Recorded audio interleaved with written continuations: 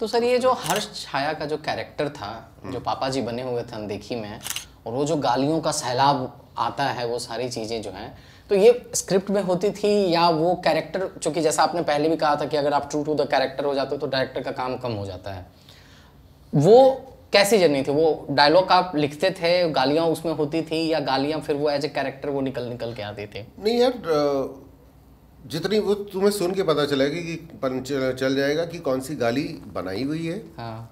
और कौन सी जो बनाई हुई है वो तो बाकायदा लिख के जाती थी। ओके।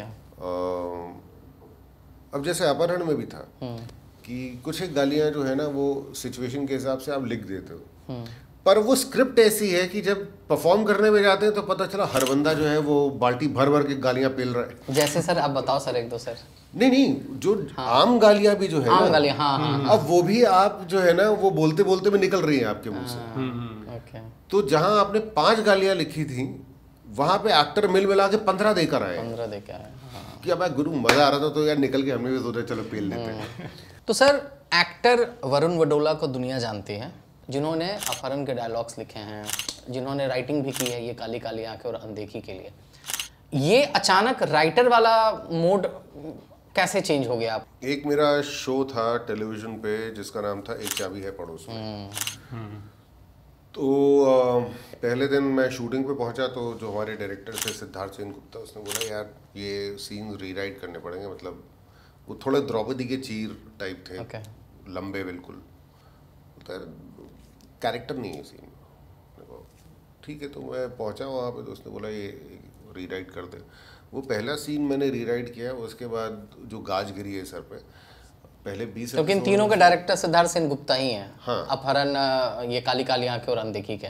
तो वहाँ से जो वो डायलॉग बदल के रीराइट करने का जो प्रोसेस शुरू हुआ ना, द गुड थिंग वाज कि चलो मेरे कमरे में जो है एक प्रिंटर और एक लैपटॉप लगा हुआ होता था।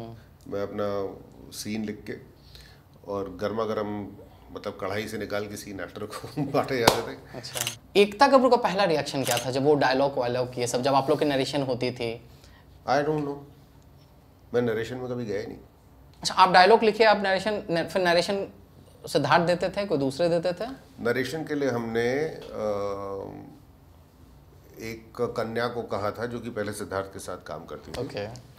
कि नरेशन ये करेगी। मेरी पहली कंडीशन ये थी कि मैं नरेशन के लिए नहीं जाऊंगा। ऐसा क्यों सर? कोई ऐसा कारण नहीं है, बट एज एन एक्टर मैं काम कर ही रहा था और मुझे ये लगा यार अब मैं बैठ के वहाँ पे जाके नरेशन करूँ कि ये डायलॉग्स हैं। तुम्हें जज करना है ना, तुम अपना जजमेंट मुझे लिख के भेज दो कि ये चेंजेस करने, फीडबैक मैं चेंजेस वगैरह कर दूंगा। और कोई कारण नहीं था।